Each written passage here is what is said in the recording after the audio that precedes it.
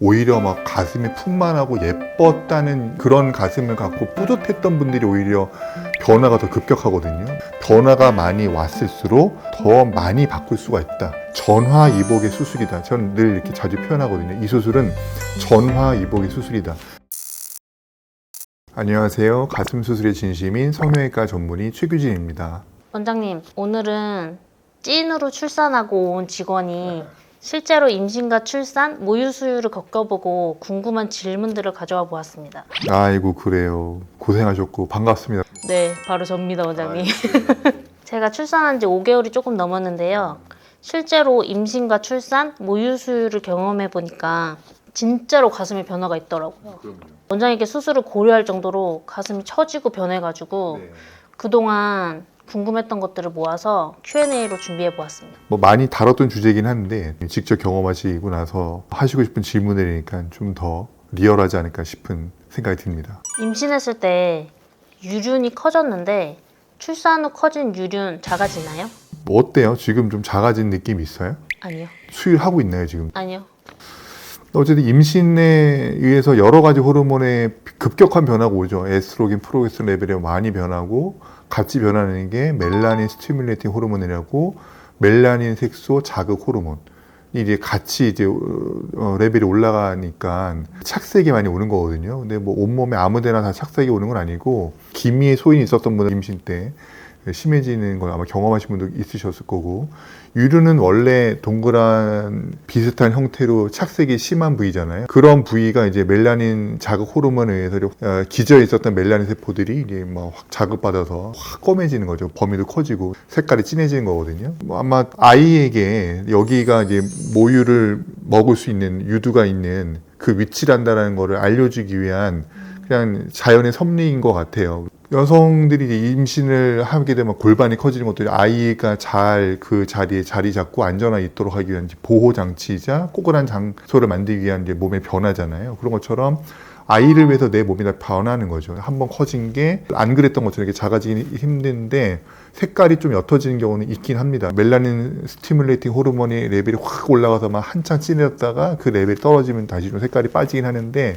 원래대로 확 돌아오지는 않는 것 같고, 누구나 임신 때 이렇게 많이 커지는 건 아니거든요. 근데 유독 너무 많이 커지고 너무 진해지는 분들이 계세요. 그래서 그런 놀라운 변화 때문에 수술을 생각하시는 경우가 많죠. 제 케이스가 엄청 커졌던 그런 케이스인데 모유 수유 실패하였습니다. 아 그래요? 모유 수유에 실패하는 원인이 여러 가지가 있는데 이제 뭐 유두의 형태가 적합하지 않았다든지 함몰 유두가 있다든지, 근데 또는 모유는 꽉 찼지만 원만하게 잘 안 나온다든지 뭐 그런 거고, 아마 아이가 뭐 유륜이 들검해가지고 막 유륜을 몰라가지고 못 찾을 리는 없잖아요. 엄마가 또 물려주니까. 근데 꼭 아이에게 물리기 위해서 꼭 그렇게 까매지고 커져야 될 것까지는 아닌 것 같은데, 그게 우리 마음이 그렇고, 모유를 먹이는 포유류의 그 과가 동물들이 아마 다 그러지 않을까 생각이 듭니다. 그럼 원장님, 그 유륜만 축소 수술을 할 수 있나요? 이론적으로는 가능한데 결과는 대부분 실패죠. 이렇게 커진 유륜을 동그라미 크게 그려가지고, 남기고 싶은 조그만 유륜 동그랗게 하나 다시 그려가지고 큰 유륜을 우리가 원하는 작은 유륜을 다 쪼아 꼬매겠다, 이 컨셉의 수술이잖아요.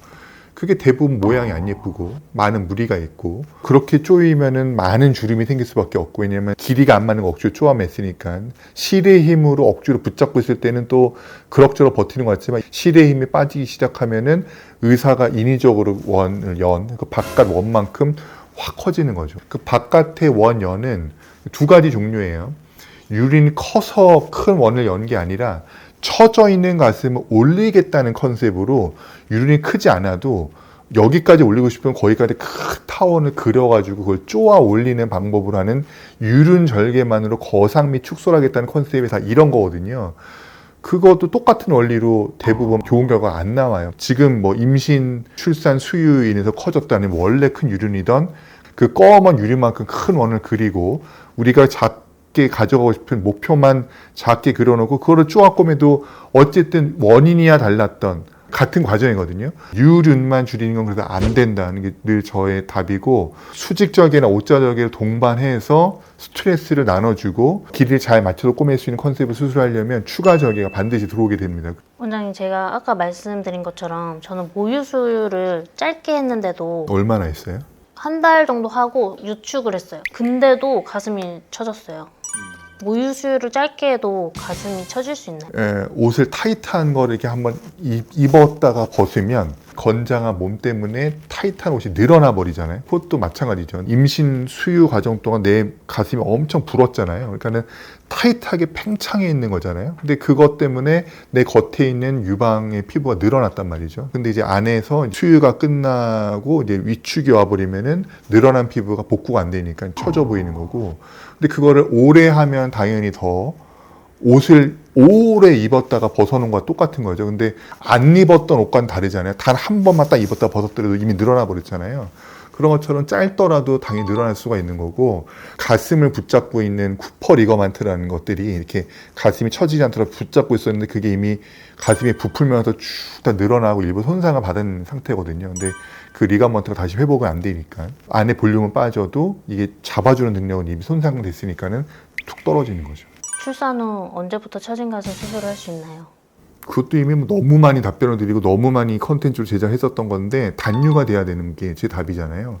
근데 그 단유가 언제 되는지는 정말 알 수가 없어요. 이거 산부인과 교수하고 있는 친구들한테 물어봐도 언제 말했지는 그들도 모르더라고요. 근데 저는 꾸준히 지켜보고 있고 시기를 조정하고 막 열고 들어가서 보는 의사니까는 그 단유 상태에 대해서 저보다 많이 아는 의사는 없을 것 같거든요. 제 기준은 제가 직접 이렇게 가슴을 쥐어짜도 모유가 흘러나오지 않으면 이제 수술의 준비가 됐다 하셔도 됩니다라고 얘기하는데, 그 기간이 본인이 기준에서 단유가 전 언제쯤 됐어요라고 해서 오셔도 그 기간으로부터 6개월 이내는 진짜 단유는 안 된 것 같아요. 제가 짜보면 나오거든요. 도저히 이 시기가 아니면 난 수술 못해요라고 하면 조금 나오더라도 그냥 하긴 하고, 조금 걱정스러우면은 요즘엔 잘 안 쓰려고 하는 약이지만 모유를 말리는 그 약을 일주일 이내로 좀 초단기로만 급하게 쓰고 수술하기도 합니다. 그 단유 마사지에 대한 얘기도 참 정답도 없는 얘기가 너무 많은데, 여러분들이 수술을 안 하시고 그냥 일반적인 일상생활로 돌아가는 거면 사실 단유 마사지 굳이 필요 없어도 어차피 단유 됩니다.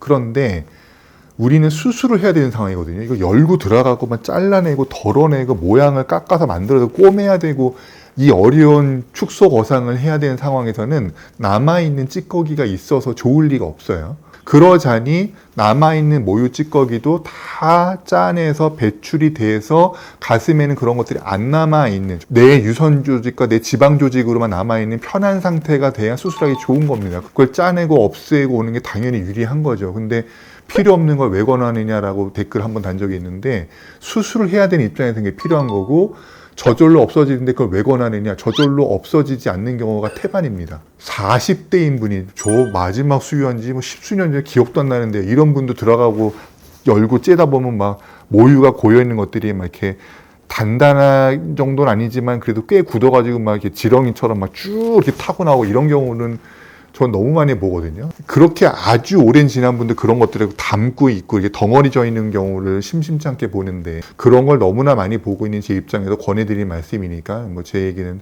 틀림없이 믿으셔도 되는 거고, 어쨌든 그 단유 마사지를 통해서 남아있는 것들이 다 없이 쥐어짜도 안 나올 정도가 되는 게 가장 좋은 시기고, 수유를 끝내고 초조한 마음에 빨리 이거 수술을 받고 일상이나 직장으로 복귀하고 싶은 분들에게는 참 지루한 시간이죠. 휴가는 이제 끝나가는데 빨리 받고 싶은데 내 가슴이 준비가 안 돼 있고, 이게 항상 딜레마고, 그걸 서두르다 보니 준비 안 된 상태 수술하기도 하고, 그럼 이제 저는 좀 더 고생을 하고 가슴도 조금은 더 위험한 입장이고, 그래서 그 조절하는 게 늘 어려운 문제긴 합니다. 수술을 하면 언제부터 아기를 안고 케어할 수 있나요? 최소 한 달은 내 가슴이 흔들리지 않도록 뭘 하셔라. 안아주더라도 내 가슴이 막 출렁거리거나 짓눌리지 않도록 그냥 포근하게 살살. 가슴이 좀 통증이 없고 편안하다 보면 있거든요. 내가 수술했다는 사실을. 그러니까 자꾸 하려고 하시고, 눈앞에 뭐가 엎드렸으면 얼른 딱 빼려고 하시고, 저기가 애기가 넘어지려면 얼른 뛰어가려고 하시고, 막 또 이렇게 애기 재우려면 안고 이거가 자꾸 하잖아요. 흔든다는 거. 그러면서 내 몸도 자꾸 흔들잖아요. 그러니까 그런 것들을 인지하시고 하지 마시라는 거죠. 아기가 대략 1년쯤 되면 한 10kg가 넘잖아요, 원장님. 그런 아기를 안는 것도 힘들겠죠?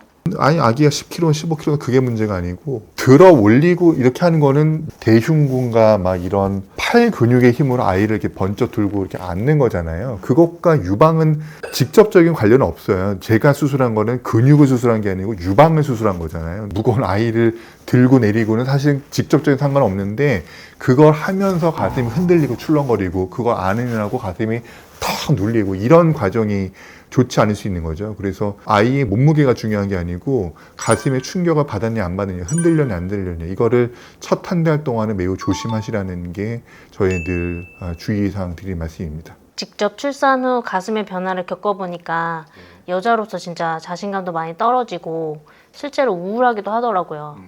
저같이 출산한 지 얼마 안 되고 가슴까지 변화온 분들에게 희망을 주는 말씀 한마디 부탁드릴게요.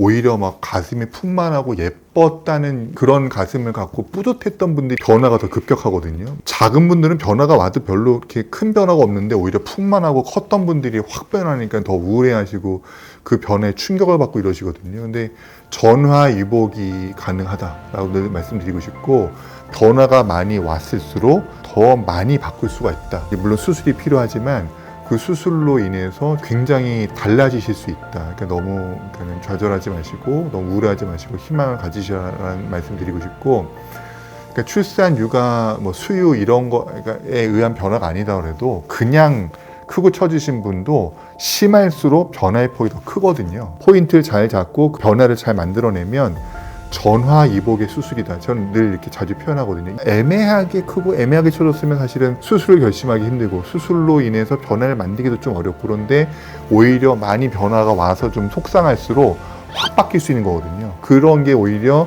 내 가슴이 더 예뻐지고 누가 봐도 부러워만한 모양을 만들 수 있는 계기가 될 수 있는 거니까 그걸 오히려 좋은 계기로 삼으실 수 있으면 전 더 좋을 것 같아요.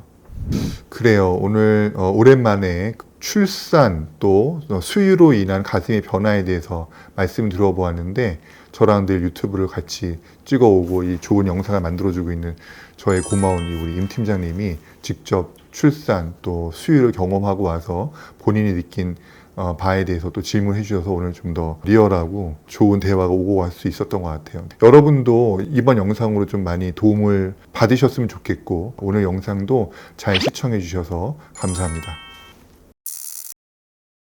원장님, 아이 셋을 낳아주신 사모님께 정말 감사해야겠네요.